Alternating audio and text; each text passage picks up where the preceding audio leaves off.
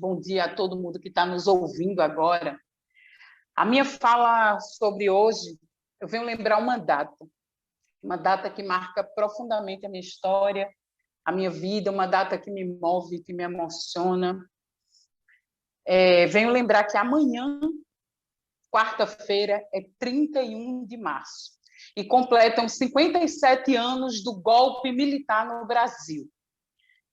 Quem conhece a minha história sabe que eu sou filha por adoção de um ex-preso político da ditadura militar brasileira, que me ensinou sempre valores sobre a democracia e justiça social.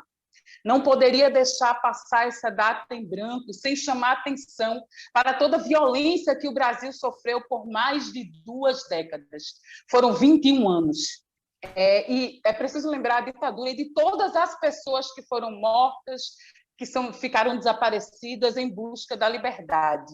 É preciso lembrar para que não se esqueça e para que nunca mais aconteça. Em 2016, tivemos que assistir em cadeia nacional o então deputado federal Jair Messias Bolsonaro enaltecer um dos piores torturadores da história, o coronel Carlos Brilhante Ustra, que não foi só o pavor de Dilma Rousseff, mas foi o pavor da vida do meu próprio pai, que devido às torturas sofridas ficou estéril, e daí a minha própria história de adoção nessa família. Foi o responsável por tantas memórias traumáticas de pavor na minha vida, que cresci ao lado de um homem que acordava de madrugada gritando com pavores noturnos de torturas que ele tinha sofrido, mas que ele relatava uma certa noite, que ele passou uma noite acordado ouvindo gritos de uma mulher que estava sendo torturada na cela ao lado da dele, e ele adormeceu de tão longa que foi aquela sessão de tortura, e em um dado momento ele acordou escutando choros de uma criança.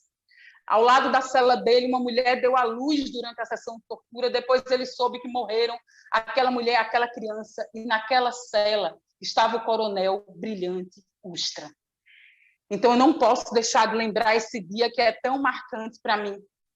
Eu acho que naquele momento de 2016, naquela votação na Câmara dos Deputados, quando a gente estava acontecendo naquele momento histórico um golpe jurídico, parlamentar e midiático contra uma presidenta legitimamente eleita, a primeira mulher eleita presidenta da história, e naquele momento um torturador foi homenageado, e não houve nenhuma punição, já era visível que o Brasil assumia tendências autoritárias marcantes. Como Dilma Rousseff já disse, ridicularizar e colocar em dúvidas os relatos dela em relação ao período que esteve presa, isso atenta não apenas contra a vida da nossa ex-presidenta Dilma, mas contra milhares de vítimas da ditadura militar brasileira, torturadas, mortas, desaparecidas, sem que muitos parentes sequer tivesse o direito de enterrá-las, como Dona Ineusita Santa Cruz, que morre em 2019 com mais de 100 anos, sem conseguir enterrar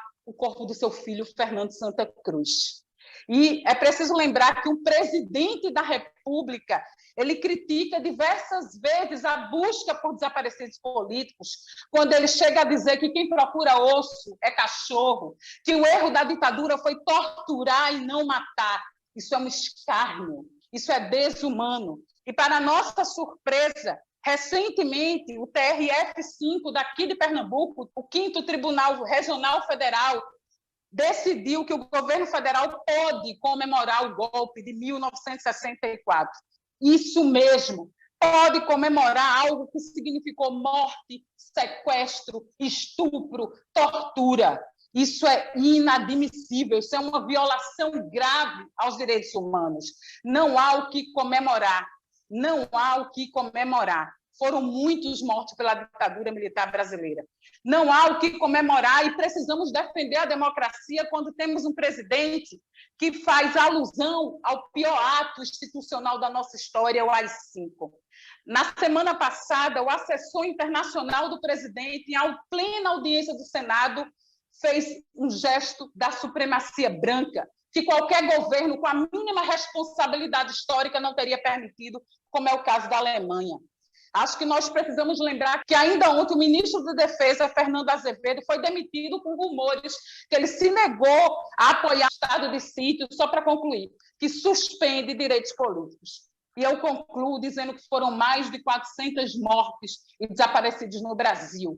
Mas eles mataram mais de 400 pessoas, mas não vão matar o ideal dentro de nós por uma sociedade mais justa e igualitária, onde gente como o coronel Carlos Alberto Brilhante Ustra e Jair Messias Bolsonaro não terão esse direito. Obrigada.